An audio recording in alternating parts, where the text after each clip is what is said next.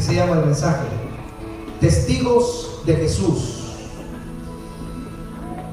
Quiero que busquen en sus Biblias, hermanos, en el libro de los Hechos, capítulo 1, versículos, sí, aquí para estar redirigiendo a este lado. Hechos, capítulo 1, versículo 8. ¿Cómo se llama el mensaje?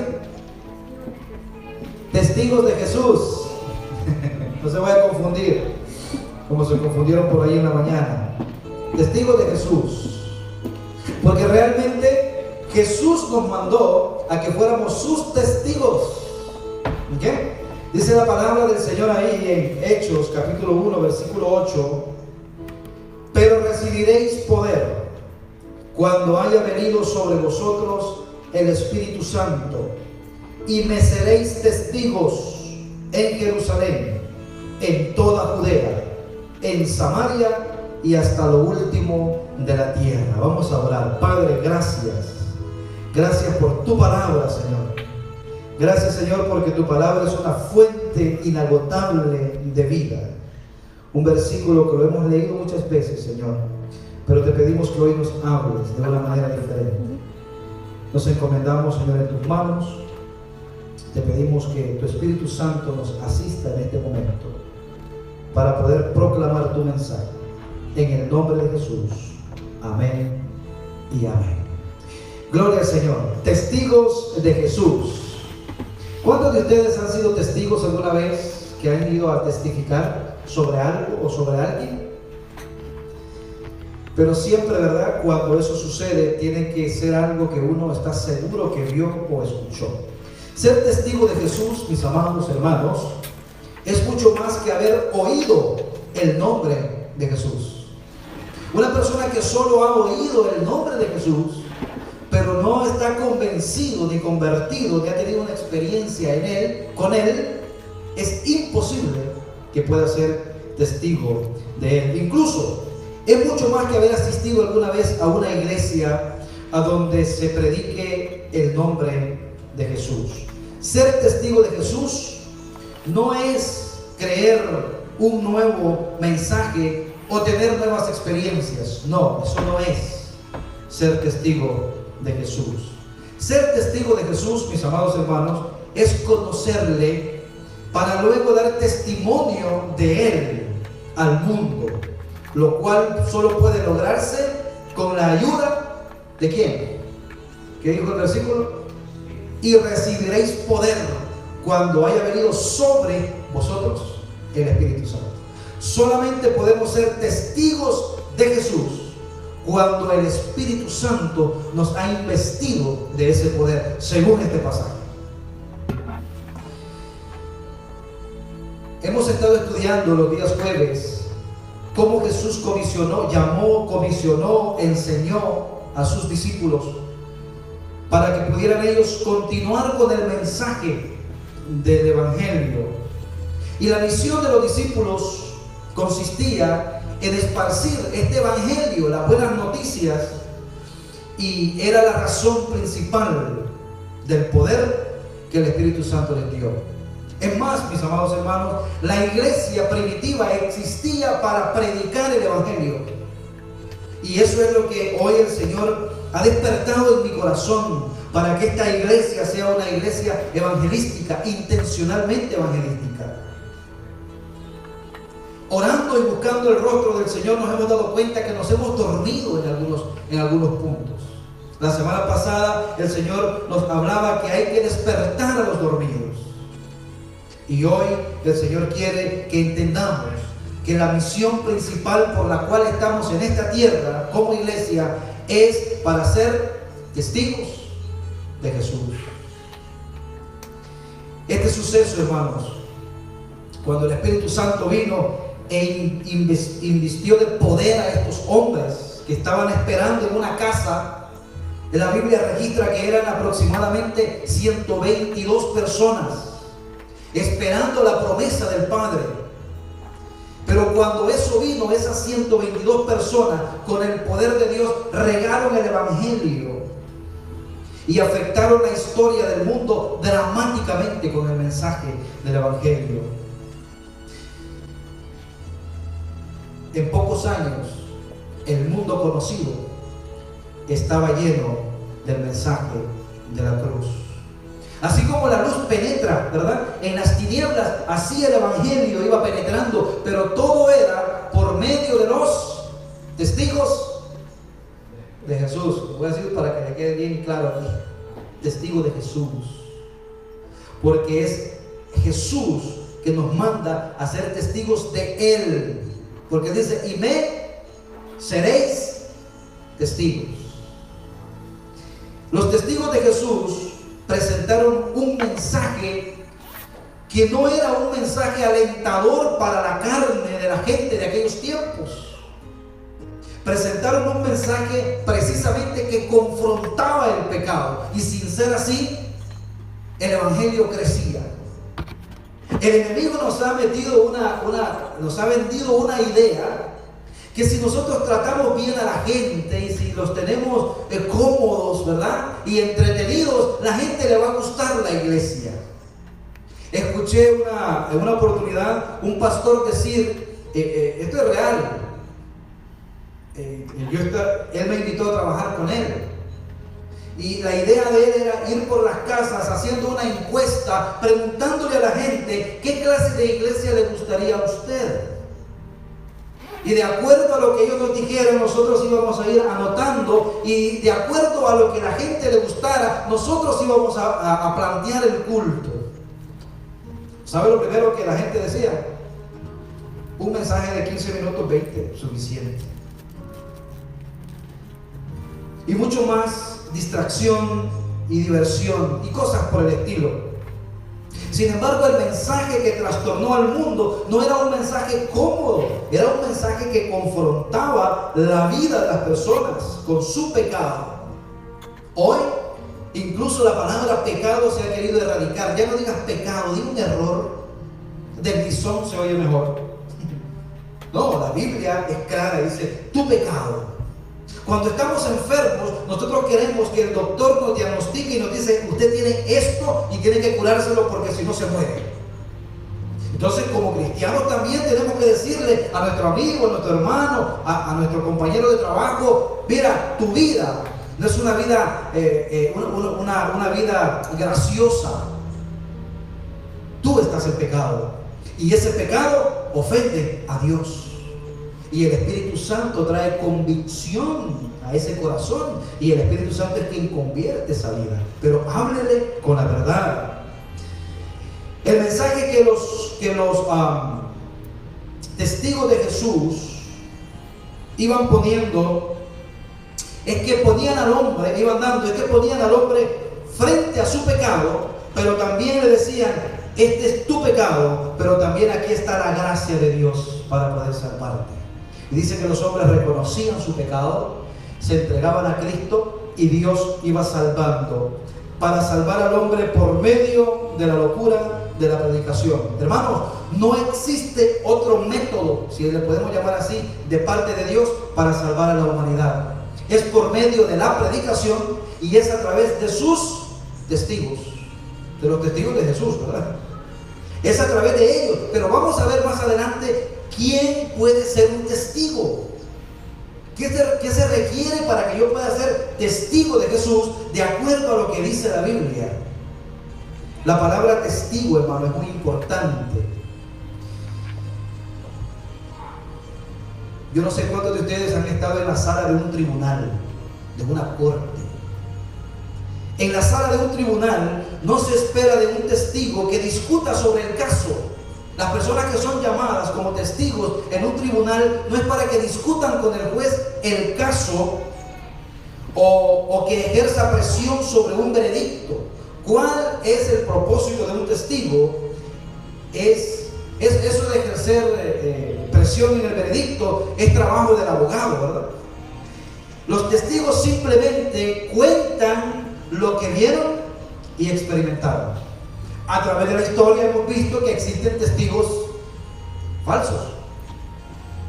Cuando Jesucristo fue acusado falsamente, la Biblia dice que llamaron y sobornaron a otros para que fueran a testificar falsamente de Jesús.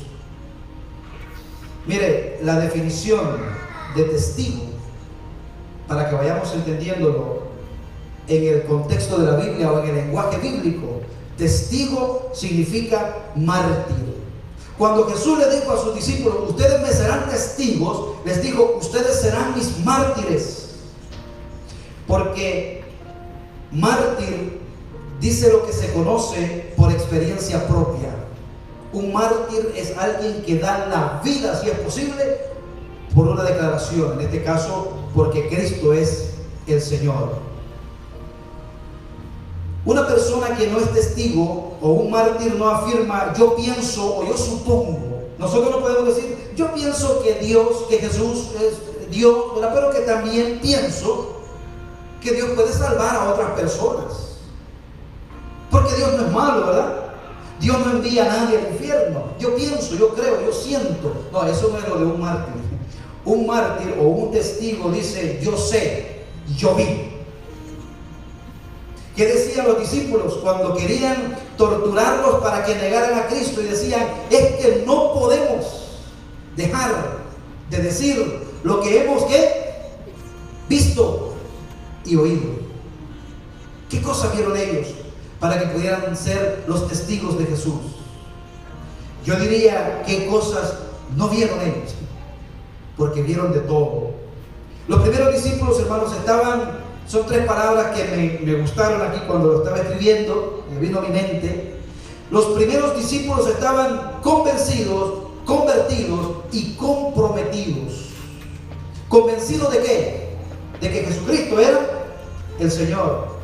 Estaban convencidos, estaban convertidos, ya no vivían para ellos, vivían para su Señor. Y estaban comprometidos, dejaron todo por el mensaje, incluso entregaron su propia vida. Porque eran testigos oculares de la obra de Cristo. Hermanos, resulta imposible proclamar un mensaje del cual no estamos convencidos. ¿Sabe por qué muchas veces no proclamamos el Evangelio? Porque pareciera que no estamos del todo convencidos de que el Evangelio es lo único que el hombre necesita. Los discípulos pasaron por etapas de duda. Hermanos, ¿quién no duda? El jueves decíamos que Juan el Bautista, ese hombre que Jesús mismo dijo que nacido de mujer no ha habido uno como él, y que cuando estaba bautizando en el río Jordán, dice, cuando vio a Jesús, he aquí el Cordero de Dios que quita el pecado del mundo. Sin embargo, 7 capítulos más adelante, en el capítulo 11, tiene una duda y dice, vayan y pregunten si es Jesús o esperamos a otro. ¿Quién no duda? Los discípulos pasaron por etapas de duda y confusión en cuanto al reino. Nosotros podemos pasar por unas etapas así. Pero hay algo interesante. Ellos, aunque dudaron, llegaron al momento en que tenían que estar convencidos de que Jesucristo era el Señor. Hay una promesa interesante que les hacía pensar a los discípulos que quizás Jesús iba a crear su reino terrenal en su tiempo. Joel capítulo 2 habla de eso, que en los postreros tiempos el Señor iba a derramar de su espíritu sobre toda carne, y tenían esa idea, ¿no? Pero los discípulos estaban confundidos.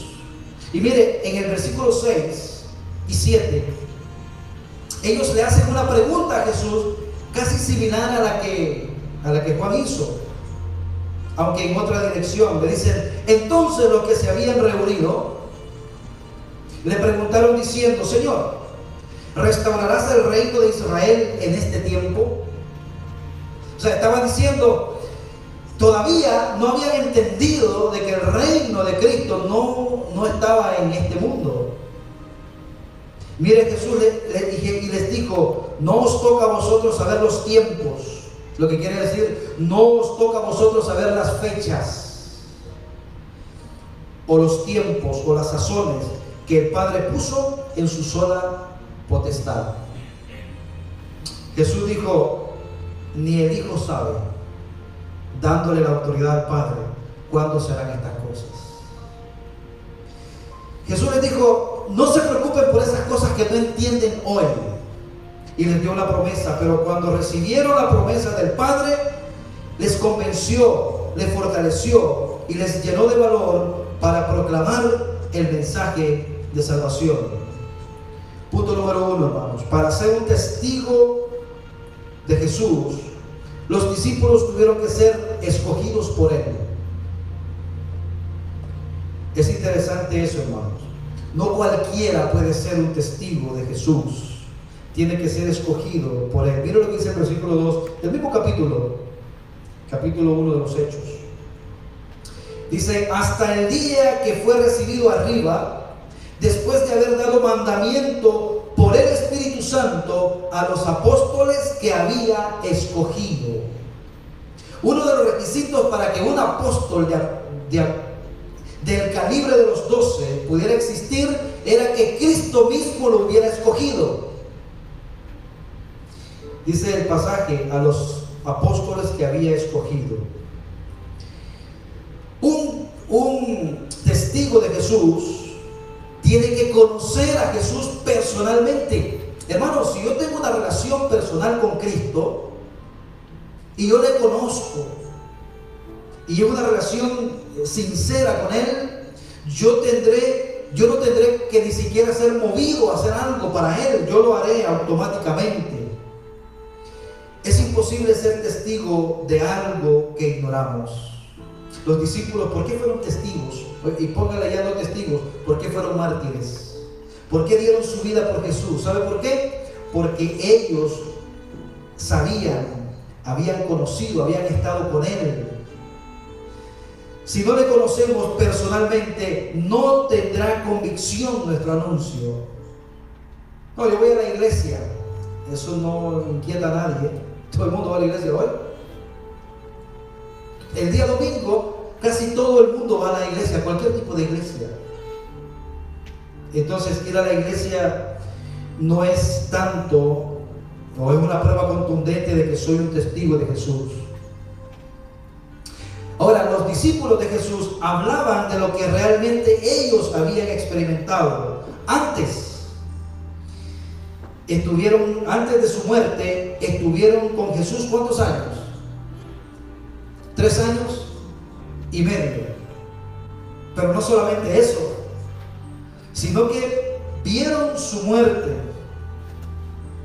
vieron su sepultura y pudieron ver también al Cristo resucitado. Mire, después de su muerte fueron testigos de sus apariciones después de resucitado. Yo quiero, hermano, que usted piense, lo vamos a ir temprano hoy, pero quiero que usted piense en esto. Quiero que usted piense en esto. Jesús había estado con sus discípulos por 3 años y medio, hablándoles del reino, enseñándoles. Habían visto los milagros, lo habían visto caminar sobre el agua, lo habían visto levantar muertos. Pero Jesús, ahora, los discípulos tienen una experiencia con ese mismo Jesús, pero ya resucitado. Y entonces empieza Jesús a hablar con ellos de tú a tú. Es como si alguien, un familiar suyo, para poner un ejemplo, viniera del más allá. Y la primera noche usted se queda espantado, pero después ve que no se va y está en su casa. Pero ya se murió, lo enterramos. Aquí tenemos la carta de defunción, mi abuelita murió. Sin embargo, me impactó la primera vez que la vi, pero de pronto se quedó ahí una semana. Empezó a hablar conmigo. Después ya se me hizo normal. ¿Sabe cuánto tiempo Jesús estuvo después de su resurrección con sus discípulos? ¿Alguien sabe? 40 días, más de un mes. Yo creo que ya los discípulos ya no entendían, si ya no se acordaban. O sea, el Cristo resucitado, hablando con ellos. Mira lo que dice el versículo 3. A quienes también, después de haber padecido, se presentó vivo. A ese que lo vieron bajar de la cruz muerto y totalmente desfigurado, como dice Isaías, ahora lo ven totalmente vivo, con muchas pruebas indubitables. Ojo lo que dice el versículo: apareciéndoseles durante 40 días y hablándoles acerca del reino de Dios. Mire, hay algo que me llama la atención en este pasaje. Jesús no cambió el mensaje de antes que había muerto, antes de haber muerto, el reino de Dios. Después de su resurrección, sigue predicándoles el reino de Dios. Yo le llamo, hermano, yo no sé si usted puede entrar en la forma en que yo lo veo esto. Yo lo llamo, le puse aquí, enseñanza en alta definición. Porque en la mente de sus discípulos están hablando con su maestro después que pasó todo esto y ahora que está resucitado, que está vivo. Y le quiero decir una cosa, ese mismo Jesús está aquí con nosotros. Amén. Nosotros no estamos solos. Ni es que hoy no vinieron los hermanos y ahora no, el Señor como que no. No, el Señor está aquí con toda su gloria. Porque desde ese día, hermanos, todavía estamos en el tiempo en que Jesús les dijo, yo estaré con vosotros todos los días. Todavía es el periodo de eso, todos los días. Está con nosotros. Por eso existimos como iglesia. Habían visto a Cristo ser arrastrado, torturado, crucificado, lo pusieron en la tumba, sufrieron la desilusión de ver a su maestro. Una de las cosas que uno como pastor escucha y dice, pastor, usted no caiga, porque si cae usted, imagínense qué va a hacer de nosotros. Y de alguna manera sí hay cierta razón. Había una profecía hablando de Jesús, heriré al pastor y esparciré a las ovejas. Se cumplió, dice la profecía, cuando Cristo es arrestado en el huerto de Getsemaní. Entonces, ellos vieron y sufrieron la desilusión de ver a su maestro, a su rey, a su Mesías, ahora muerto. Imagínense su esperanza. Que usted diga, esta es mi esperanza, y de pronto muere su esperanza y dice, ¿y ahora?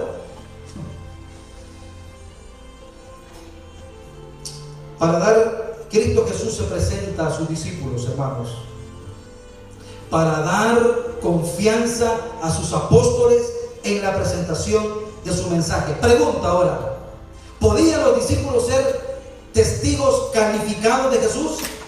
Claro, habían visto y lo habían oído y no podían negar. Hermano, cuando usted tiene una convicción así con Jesús, yo le pido, yo le pido al Señor que se llene todas estas sillas. Pero más le pido al Señor que el corazón de los que están en las sillas se llene de su palabra y que podamos conocerle a ese Jesús. Y podemos decir, nada me pasará, nada me faltará, el Señor está conmigo, pero que sea más que una declaración, que sea más que un esgrima bíblico, a ver quién gana, ¿verdad? A ver quién se sabe el versículo de memoria. No, es bueno tenerlo en la memoria, porque si un día las Biblias son quemadas, usted las tiene acá. Pero lo más importante es vivirlo. Trate la manera, hermano, de vivir aunque sea un poquito de todo lo que usted sabe. Verá qué hermoso es. Verá qué hermoso es. Jesús entró de manera sobrenatural al aposento donde los discípulos estaban reunidos. ¿Qué pasó? Mataron a Jesús. No lo mataron, ¿verdad? Él entregó su vida. Los discípulos están muriéndose de miedo. Creo que ya uñas no le faltan. Creo que se comían las uñas el uno al otro. Y de pronto Jesús entró al aposento donde estaban estando las puertas cerradas. Y le mostró las heridas de su crucifixión. Y comió y bebió con sus discípulos. Los pasajes no los vamos a leer, pero usted sabe que todo eso sucedió. Así se les apareció por 40 días a sus discípulos y a otros más. La Biblia dice y tiene el recuento que fueron más de 500 hermanos a quien Cristo se les apareció. Y Pablo, escribiendo su carta, dice, y unos de ellos todavía viven en el tiempo en que Pablo escribió. Todavía viven. Vamos a buscarlo, que nos cuenten. Tremendo, ¿no? Un día veremos a ese Cristo resucitado y glorificado, así como lo vieron ellos, porque nosotros también le veremos, dice la Biblia. 40 días que el Señor les enseñó acerca de la salvación. Cuando dice del reino, es de la salvación, del señorío divino en el corazón de todos los que creían en el Evangelio. Hermano, si usted cree en esta tarde de que su corazón le pertenece a Cristo, usted está en buenas manos. No importa las circunstancias, Él estará con nosotros. Esta era una etapa nueva de enseñanza venida directamente del Cristo resucitado. En un tiempo tridimensional para sus discípulos que lo habían visto bajar muerto de esa cruz. Cristo, hermanos, no cambió su tema. Cristo vino a buscar y a salvar lo que se había perdido. Los discípulos y los testigos de Jesús recibieron instrucciones claras de Él antes de su ascensión, porque Cristo, acuérdense, estuvo 40 días en la tierra después de haber resucitado, y a los 40 días ascendió a los cielos a la vista de sus discípulos. Por eso es que ellos eran testigos oculares de lo que habían oído y de lo que habían visto. Mire el 4. Y estando juntos, esta palabra juntos en el griego significa comiendo con ellos, significa eso. Les mandó que no se fueran de Jerusalén. Les dijo, quédense en Jerusalén, sino que esperasen la promesa del Padre, la cual les dijo, oísteis de mí. Cuando Jesús es levantado al cielo, mis hermanos, se quedan esperando la promesa. ¿Cuántos días Cristo estuvo en la tierra? 40. La promesa vino a los 10 días. ¿Qué hace cuántos días? 50. A eso se le llama penta. 50, el Pentateuco. De la Pascua a Pentecostés eran 50 días. Cristo muere y en el Pentecostés el Espíritu Santo se derrama. Se derramó sobre los que estaban esperando ahí. ¿Cuántos eran los que estaban en el aposento alto? 122 personas, entre ellos María, la madre de Jesús. Hechos capítulo 1, 14, por si quiere buscar la cita más adelante. El Espíritu Santo, hermanos, es que les da poder para anunciar el mensaje de salvación. Y para respaldar el mensaje, el Señor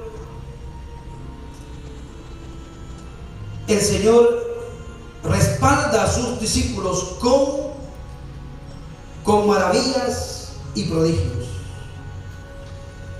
Dice la Biblia en Hechos capítulo 5, versículo 12: y por la mano de los apóstoles se hacían muchas señales y prodigios en el pueblo, y estaban todos unánimes en el pórtico de Salomón.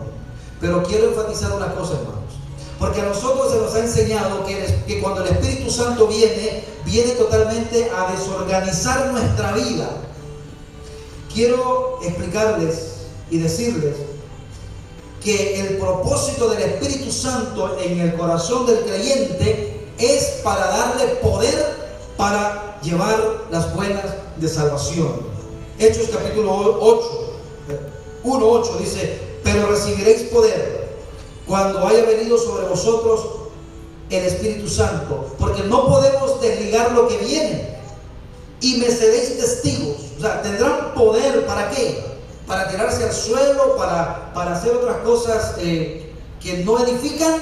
No, me serán testigos cuando tengan ese poder en toda Judea, en Samaria y hasta lo último de la tierra. El testimonio de lo que habían visto y oído eran ayudados también por el Espíritu Santo. Era suficiente para proclamar las buenas nuevas de salvación. Hermano y hermana, si usted tiene a Cristo en su corazón y usted es salvo y el Espíritu Santo lo ha sellado, usted tiene el poder para hablarle de Cristo a otras personas. No hay otro testimonio igual que lo que Dios ha hecho con usted. Los discípulos no hubieran podido tener éxito si hubieran dicho: bueno, es que a nosotros nos contaron. No, ellos decían: nosotros hemos visto y hemos oído, somos testigos. Entonces usted no puede ir y decir: no, el Jesús del que predica el pastor. No, usted tiene que haberle conocido en su vida. Ese es el requisito para ser un testigo de Jesús. Puede que no seas un erudito en la Biblia, porque dice: pastor, ¿cómo yo tengo temor si voy y yo no sé que no sé de la Biblia. No tienes que saber de la Biblia. Lo único que tienes que saber es que Cristo ha transformado tu vida. Porque la gente que vas a ir a evangelizar no cree en la Biblia, muchos de ellos. ¿Qué tal si una persona te dice, yo no creo en la Biblia? Te desarmó. Porque entonces, ¿de qué le vas a predicar?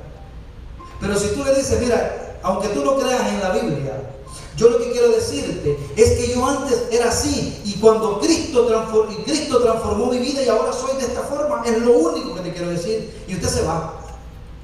Y el Espíritu Santo empieza a trabajar en el corazón de esa persona. Y cuando se encuentra en el fondo, porque llega el momento ese, donde está esa persona ahí en las cloacas, en la hediondez del pecado, se recuerda por el Espíritu Santo que vino un hombre que no le hizo caso a su objeción de la Biblia, pero se recuerda que Cristo transformó su vida y empieza el Espíritu Santo a trabajar en él. Entonces, su testimonio, su experiencia personal es la herramienta más poderosa para poder compartir el mensaje. No importa si usted no es un erudito en la palabra. Yo no, hace 20 años yo no conocía. Yo no conozco mucho de la Biblia, pero no tengo que conocer toda la Biblia. Hay personas que me dicen, pastor, ¿y usted entiende toda la Biblia? Le digo, no entiendo toda la Biblia. Yo voy entendiendo en el momento que Dios me va dando lo que quiere que yo entienda, ¿verdad? Yo creo que no hay un hombre en esta tierra que entienda toda la Biblia. Porque la Biblia es una fuente inagotable. O sea que entre más escarba y escarba y escarba. Hay un pastor, el pastor Billy Graham, que se dice que de Juan 3:16 tiene 300 y pico de mensajes del mismo pasaje y ningún mensaje es igual. Porque la Biblia es una fuente inagotable.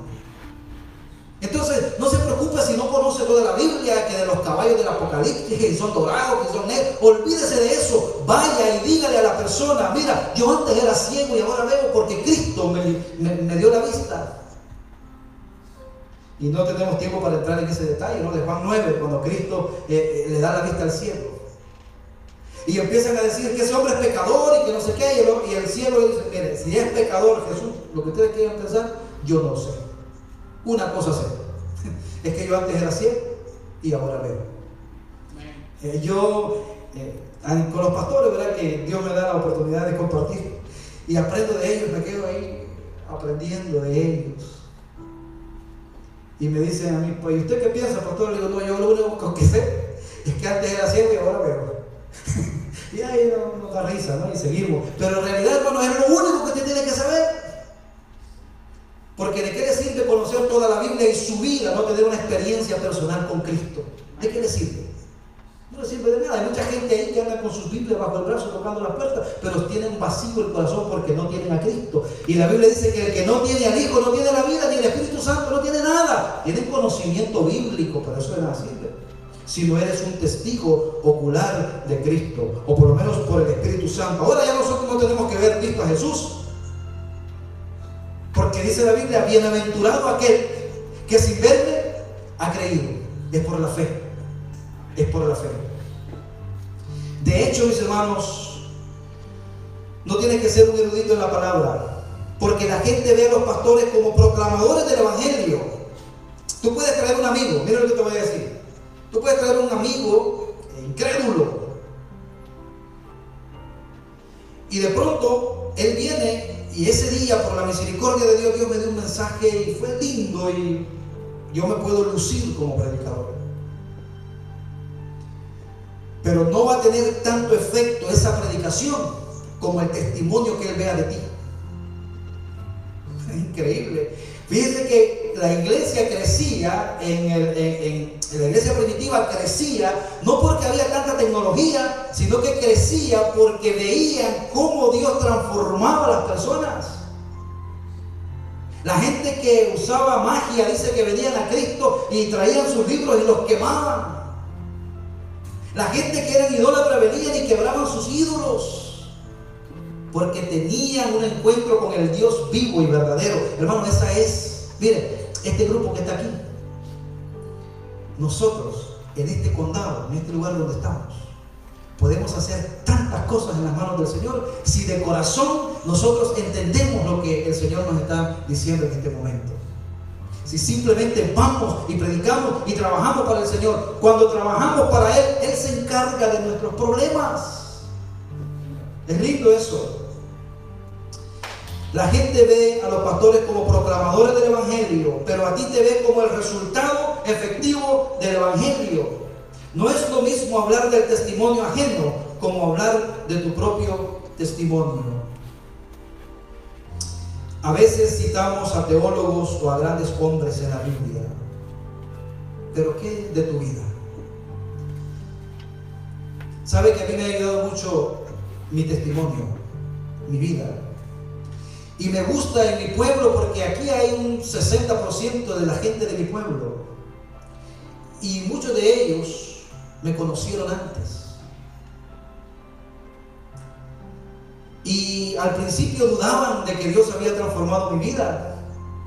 Pero después de 20 años, estar engañado 20 años sería terrible, ¿no? Y ahora ven que el Señor ha hecho una obra y ahora ya me respetan. Y ahora, si yo me paro delante de ellos, digo, si no crees en la Biblia, no me interesa, pero mira, Dios transformó mi vida. Pero yo me encargo de que la gloria y la honra sean solo para el Señor. Porque hay personas que dicen, yo ni necesité de Dios para no tomar. Es que nadie está supuesto a tomar. Qué gran hazaña dejar de tomar si no estamos supuestos a hacerlo. Yo no fumo y no voy a la iglesia. Te vas a ir con pulmones bien sanos al infierno porque no fumas. Hermano, todos necesitamos de la gracia, del poder de Dios. Pero le voy a decir una cosa: el mejor mensaje es una vida transformada. Que en el barrio vean a una persona que antes era diferente y ahora no. Porque si usted es igual y usted predica, usted está haciendo mala propaganda del Evangelio. Discúlpenme que estemos entrando en este tema, pero es muy importante. Para ser testigo de Jesús tenemos que vivir.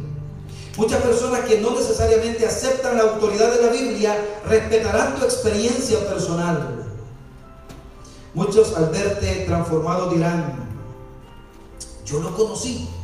No, si juntos íbamos a esos lugares. X. Y si quiere poner otra X también. Todos juntos íbamos a esos lugares. Yo lo conocí. A mí me consta cómo era. Eso es lindo que digan. ¿Cómo era? Terrible sería, va a la iglesia y sigue siendo el mismo. Eso está feo. Ante eso no hay discusión. Orando en esto, y dije, Señor, y me vino este versículo a la mente. Hechos capítulo 9, versículo 20 al 21. ¿Quién más testimonio que Pablo? Que todo el mundo sabía quién era Pablo. Un perseguidor acérrimo del Evangelio, un enemigo del Evangelio, que le daba gusto ver morir a los cristianos. Mire, y ustedes conocen la historia, ¿no? Cómo Cristo se le aparece camino a Damasco. De hecho, iba con cartas, con la autoridad a Damasco a buscar cristianos como usted y como yo para arrastrarlos. Y a esos niñitos que están hijos de los cristianos, también los arrastraba. Y se los entregaban como croquetas a los leones. Dice que a eso iba Pablo cuando el Señor se le aparece en camino a Damasco. Y cuando tuvo ese encuentro personal con Cristo, dice enseguida, vamos a ver, dice el versículo, enseguida predicaba a Cristo. O sea, Pablo no tuvo que ir, en este momento, no tuvo que ir a una escuela de teología para aprender. Él dijo, no, yo sé lo que ha pasado en mi corazón. Yo iba a matar cristianos, ahora Él me ha encontrado y ahora soy su seguidor. Un contraste totalmente. Enseguida predicaba a Cristo en la sinagoga diciendo que este era el Hijo de Dios.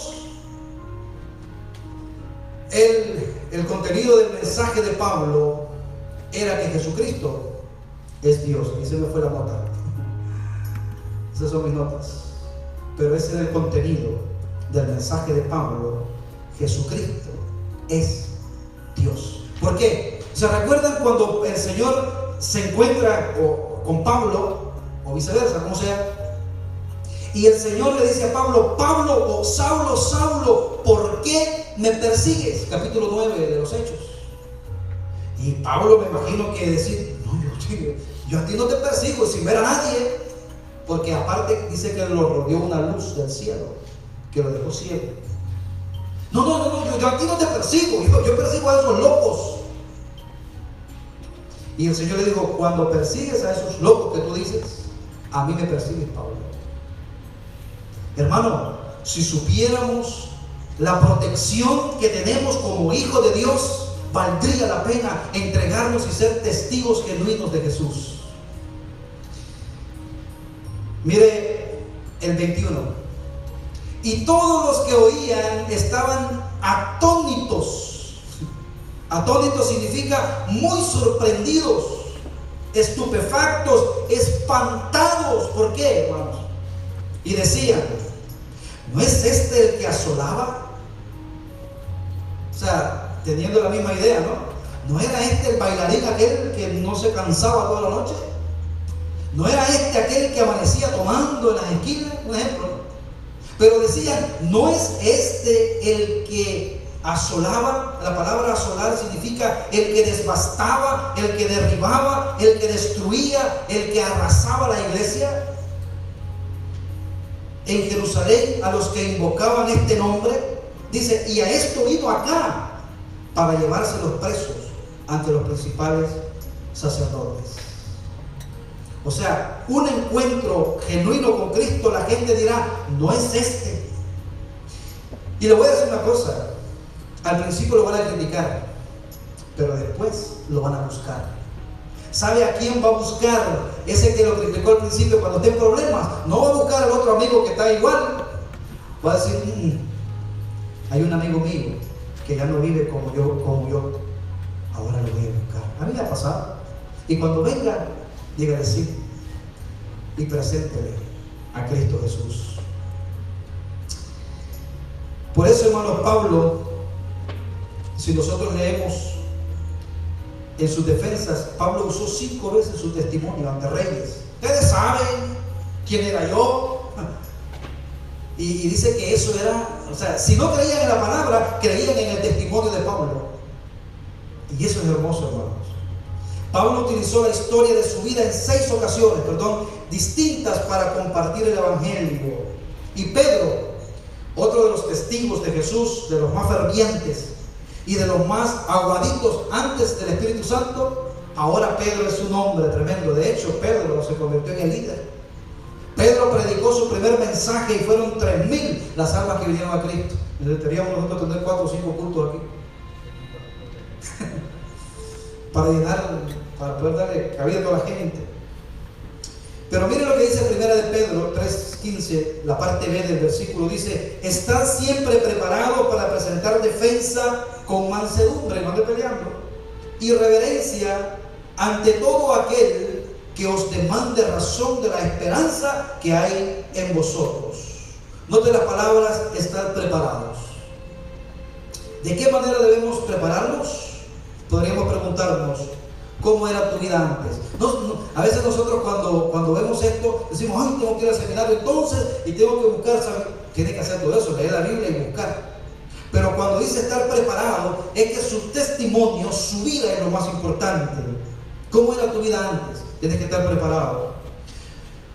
Cuando te diste cuenta que tu pecado ofendía a Dios y que tu condición te condenaba, ¿cómo fue cuando recibiste el perdón y la gracia de Dios? Yo tengo un hermano, pastor, no sé si se recuerda, el pastor Humberto Pérez, que estuvo acá, señor de edad. Él es mi pastor. O sea, con él estamos, cuando yo necesito algo, voy y oramos juntos y me da consejos. Y tengo otros pastores con los que comparto también. Pero él tiene algo que me impactó el corazón, algo que dijo. Cuando yo veo un predicador que tiene carisma,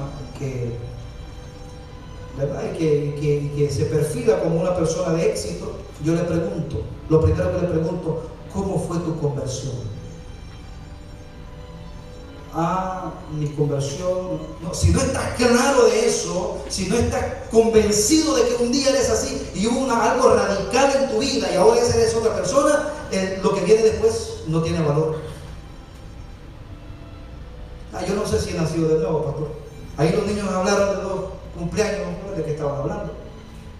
No, tú tienes que saber, no te estoy pidiendo que sepas el día, la hora, pero tú tienes que saber por lo menos en qué tiempo el Señor te salvó. ¿En qué tiempo naciste de nuevo? Yo celebro ese cumpleaños cuando yo nací de nuevo. Recuerdo dónde y recuerdo cómo. Y recuerdo, ¿sabe por qué? Porque desde ese instante yo jamás volví a ser el mismo. Estaba a punto de suicidarme. Y si Cristo no me rescata en ese instante, yo estuviera muerto. Pero desde entonces he hecho mío el versículo Gálatas 2:20. Con Cristo estoy juntamente crucificado. Ya no vivo yo, mas Cristo vive en mí. Y después sigue diciendo el versículo, ¿no? Que lo que hago, lo hago en el nombre del Señor. Ahora, en otras palabras, hermanos, los apóstoles tuvieron una relación íntima con el Señor antes y después de su muerte y su resurrección. Les dije que lo íbamos a ir rápido, pero ¿quiere que sigamos? Amén, gloria a Dios. No, ya vamos a terminar. Fueron testigos de sus padecimientos y de su muerte. Fueron testigos de su resurrección y ascensión al cielo. Mire, el versículo 3 del capítulo 1 dice: a quienes también, después de haber padecido, se presentó vivo con muchas pruebas indubitables, apareciéndoseles durante 40 días y hablándoles acerca del reino de Dios. Versículo 9. Y habiendo dicho estas cosas, viéndolo ellos, fue alzado y le recibió una nube que lo ocultó de sus ojos. Lo que sigue diciendo el pasaje es que se le aparecieron y dice, imagínense sus discípulos, después de 40 días de la resurrección, estando con Jesús, dice que vieron, estando todos juntos, vieron como Jesús fue levantado al cielo, la ascensión de Jesús, y se quedaron ellos hasta que una nube, yo me pongo a pensar, hermano, en nuestros pueblos. Yo me acuerdo cuando mi mamá llegaba, yo era un muchachito, la veía 12 veces al año, una vez por mes. Ese fin de semana, cuando mi mamá iba a llegar al pueblo, se regaba el patio para que no hubiera polvo, se limpiaba y había una alegría, era un gozo, porque a las 10:30 pitaba el bus en aquella montañita y venía mi mamá, sábado, lindo, comiendo galletas y de todo, pero venía el terrible día del domingo, por la tarde, cuando mi mamá tenía que irse. Era un llanto. Yo me iba para una esquina, me iba en el pickup, en el carrito.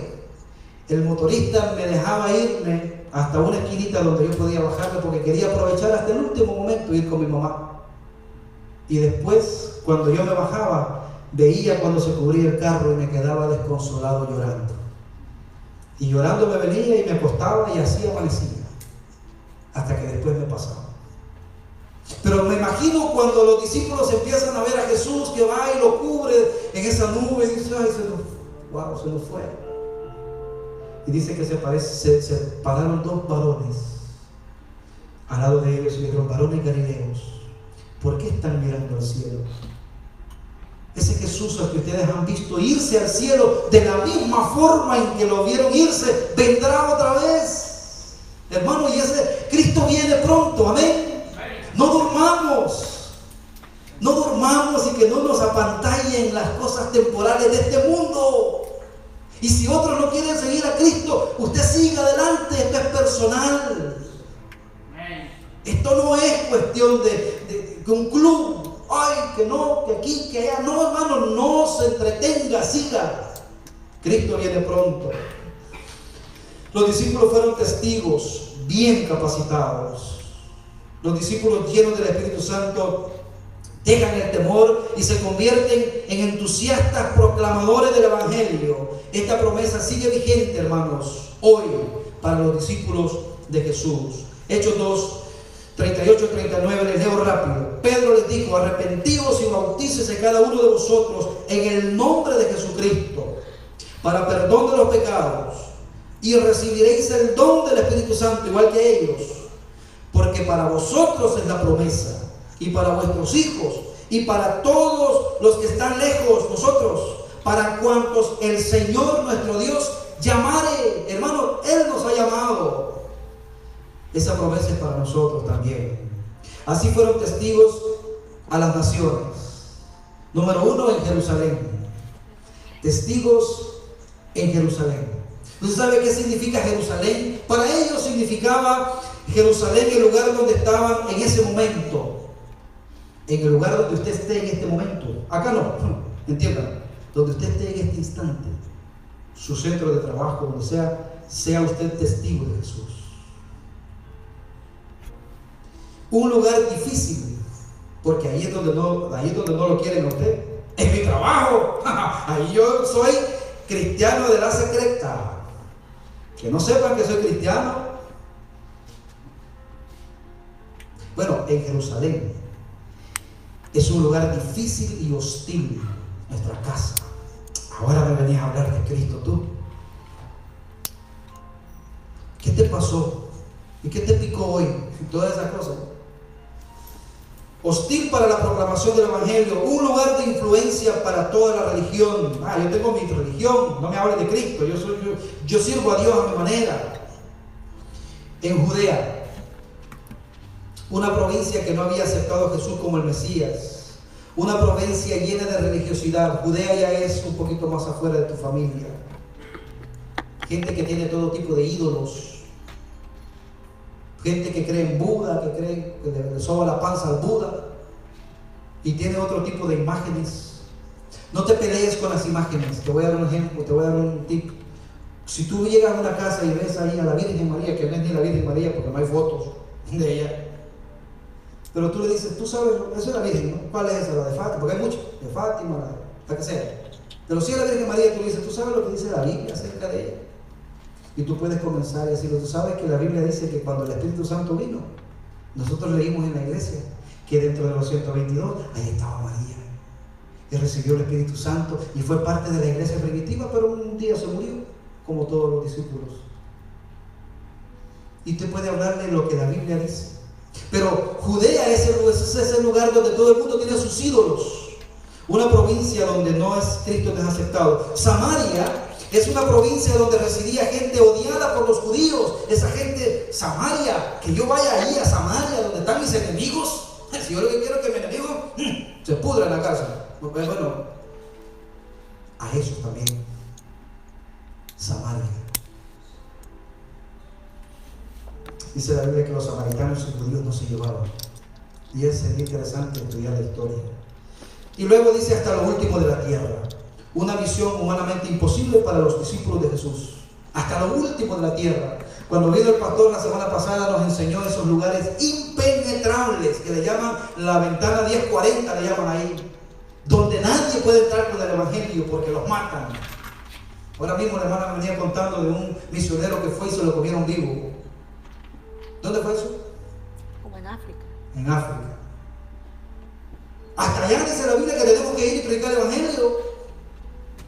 Y el pastor nos decía, si no puede ir usted, por lo menos sostenga la soga. Así me dijo un hermano muy querido, que me pagaba los estudios. Me dijo, Miguel, si tú quieres bajar al pozo, yo te sostengo la soga. Y él me pagaba $200 y pico que valían las materias. Qué bonito, ¿no? Que vayan otros, yo los sostengo con mis ofrendas y con oración, que es lo que hemos comenzado a hacer ahorita. Lo último de la tierra, una misión humanamente imposible para los discípulos de Jesús, una misión posible para Dios. ¿Amén? Porque si Él lo dijo, Él lo puede hacer. Jeremías 32:27 dice, he aquí que yo soy Jehová Dios de toda carne. Hay una pregunta, ¿habrá algo difícil para mí? Hermano, ¿habrá algo difícil para Dios? Para nosotros sí, pero no para Él. Y como Él es nuestro Padre, si confiamos en Él, eso difícil que usted cree que es para usted, para Dios, pues para Dios no lo es. Lucas 1:37 dice, porque nada hay imposible para Dios. Aprendas ese versículo, es bien corto. Lucas 1:37. Pastor, ya me aprendí el versículo. ¿Cómo dice? Porque nada hay imposible para Dios. Lucas 1:37. La otra semana, después de los niños, viene usted a decirlo. Conclusión. Conclusión. Ser testigo de Jesús fue un encargo honroso que los primeros discípulos recibieron. Fueron encargados y capacitados por Jesús y ser asistidos por el Espíritu Santo. Los primeros discípulos pronto llenaron a Jerusalén, dice la Biblia, Judea, Samaria, con el mensaje de Cristo, y en menos de 4 siglos ya todo el mundo conocido tenía el testimonio de Jesús. Ellos obedecieron, dieron su vida. ¿Qué vamos a hacer nosotros? Ser testigo de Jesús es un mandato y un privilegio para cada seguidor de Jesucristo en su generación. Si eres un discípulo suyo, estás llamado a ser testigo. Testigo de Jesús. Cuando cumplas este mandato, sentirás la felicidad de obedecer. Mire, únase, póngase, vamos a trabajar junto con el hermano y vamos a ir a las calles. Y va a empezar a ver usted en esos callejones que nosotros no manejamos, porque nuestros carros solo van por las calles principales, pero en los callejones hay almas, hay hombres que se están muriendo, se están desangrando, y que usted puede ir con la palabra del Evangelio. Aquí mismo, donde nosotros estamos, unámonos y seamos testigos de Jesús. Aparte de que es un privilegio y que se siente felicidad de obedecer a Dios y la alegría de ver personas que por tu testimonio son transformados a la imagen de Cristo, además de eso, Dios te dará tu recompensa, porque Dios no es deudor de nadie. Y lo que hagas para el Señor, Dios te lo va a recompensar. Mire lo que dice Hebreos 6:10. Vamos a ponernos en pie y vamos a leer ese pasaje juntos. Hebreos 6:10 dice: Dios no es injusto para olvidar vuestra obra y el trabajo de amor que habéis mostrado hacia su nombre, habiendo servido a los santos y sirviéndole aún. Vamos a orar. Padre, gracias te damos, Señor, en esta hora. Gracias por este maravilloso mensaje, pero también, Señor, una responsabilidad que has puesto en nuestras manos. Yo te pido, Señor, que este grupo que tú quisiste que estuvieran hoy aquí, tú tienes algo importante con cada uno de nosotros. Si solamente obedeciéramos al llamado de ser tus testigos, Señor, cuántas cosas tú harías, Padre Celestial. Ayúdanos, Señor, a ser fieles y poder predicar tu palabra y ser testigos tuyos hasta el día en que nos llames a tu presencia. Bendice a cada uno de mis hermanos, Señor, y permite que este mensaje pueda quedar grabado en sus corazones, para que juntos seamos una iglesia misionera acá en nuestra Jerusalén, en Samaria, Judea, Samaria y hasta donde tú quieras, Padre. Gracias. Nos ponemos en tus manos, en el nombre de Jesús. Amén y amén. Gloria al Señor. Vamos a entonar